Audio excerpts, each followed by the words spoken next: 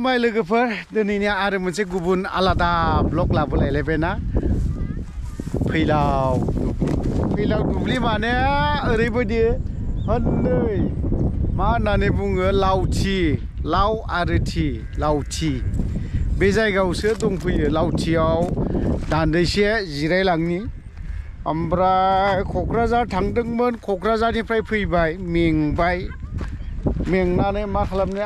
सावथालफोर हनै मा बेदर मोनदोंथाय ना कि फैसे मास फैसे नाय फावा सा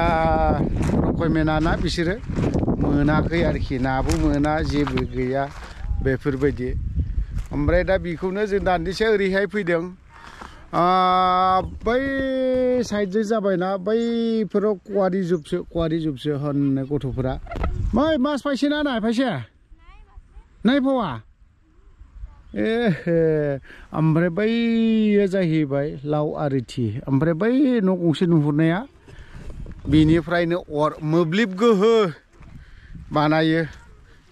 दे जिरायनोसै बेयावनो दान्दिसे माबा दं खि दं सावथाल हिनजावफोरसो खिना थांनायलै बे सिख्ला खिनाय ना बुरै खिनायथाय बिबा बावहाय जिरायनोसै दान्दिसे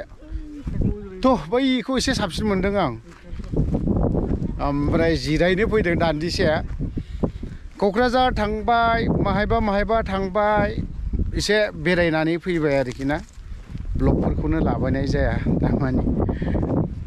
ओमफ्राय साननैसोनि उनाव जै अखा गोग्लैबाय गय बागाननिसो ब्लग जासिगोन एबारावहाय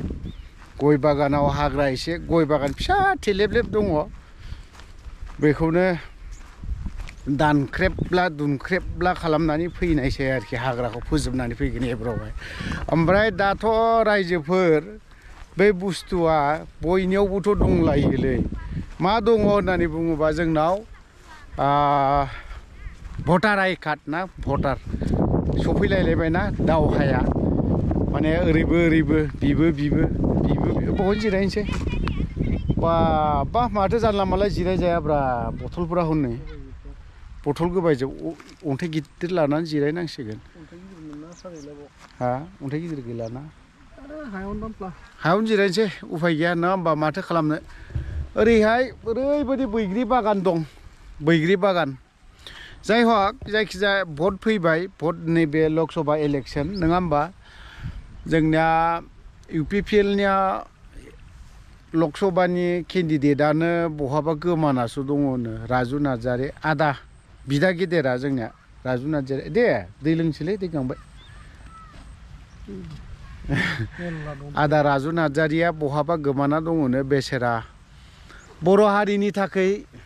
बिर दावहारुफोर बायदि बासोमथारगौमोन होननानै बुंदोंमोन मा जानांगौ जाखो दे दा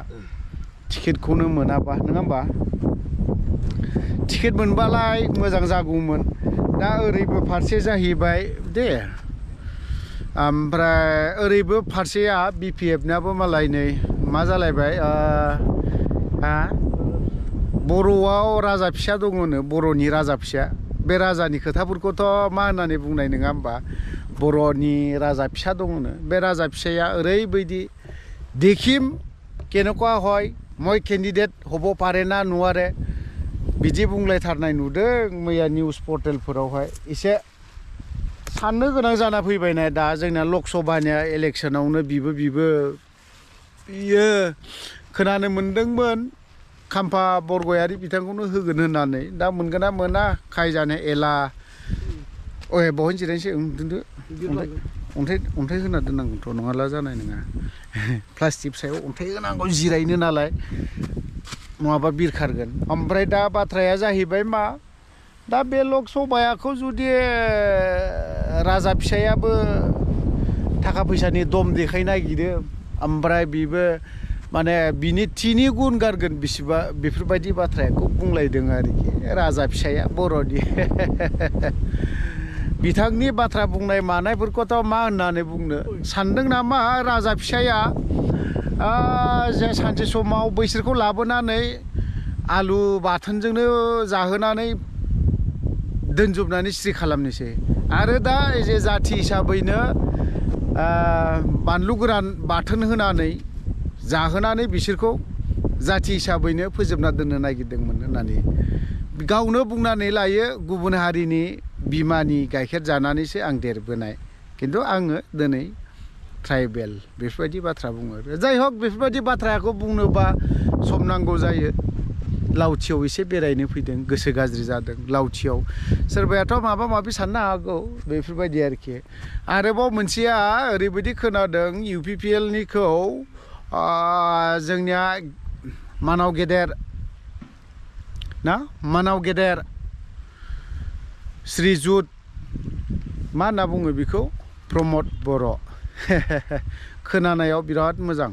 मानाव गेदेर श्रीजुत प्रमद बर' बिथांखौजों लोगोसे UG ब्रह्म बिथांमोनखौ लकसभायाव बिसोर सानैनि गेजेराव सासे सायख'नो नागिरदोंमोन सोर सायख'नो नागिरदोंमोन BJPआ ओइ र' UPPL थाथ' नोंसोरो बांद्राय खोथा दा बुं होननानै बुङोब्ला बिसोरो मानिनो गोनां बेफोरबायदि आरोखि ना UPPLआबो दा बाव बिनि गेजेरावनो UPPLआव बिसोर सानैखौल'नो सायख'दोंमोन नालाय BJPआ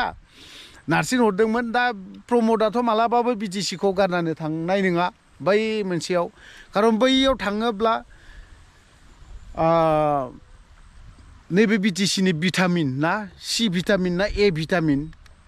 बे जिनिसखौ मोनजानाय नङाना बैयाव थाङोब्ला नै बावहाय मोजां ओइ माबा दंरा र' आं बावनानैसो दङ ओमफ्राय माबा माबि भिटामिनखौ मोनजानाय नङा नालाय माने BTC नि स्वादखौ मोननाय नङा नालाय ओंखायनो बियो बै जायगायाव थांनाय नङा जेखियानो जादोला बिथांमोननि गेजेरावबो आंनि जा बुजिनाय UPPL खौ BJPआ कन्ट्रल खालामनानै दोनो साबिया BJP नाव जाय हक नैबे ब्लगावहाय बारा पलिटिकेल बाथ्राखौ बुंनोबो बायो ओमफ्राय दा दिनै सैद' मा होनना बुङो दिनैहाय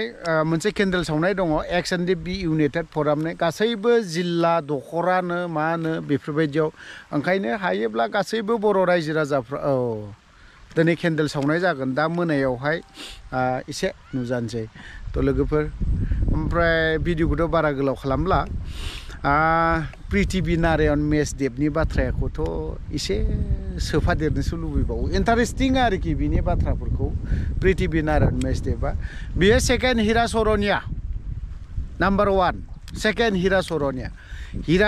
पृथिबि नारायण मेसदेबनि नुसारलायनाय बिनि केन्डिडेटनि टिकेट बिनायनि खुद्रिसारनाया नुसारलायनाय बर' रायजो राजाफ्रा माने बिनि जा लुबैनाय बिनो जे सोर साबेसेया भट होगोन आरो बिखौ थुग्रा सोर थागोन बिनि सिङाव सोर दं जोंनि बर' रायजो राजा इन्टेलेक्सुवेलफोर आरो गेदेमा बर' रायजो राजाफोर गोरों गोरा बिथांमोनाबो उकिल एडभकेटनो बा मास्टारनो बा सोरबा IAS अफिसार फरायलायनायनो बिथांमोनाबो सिन्था खालामलायनाया मोजां खारन बिथांनि जाखिनि बाथ्रा बुंनाय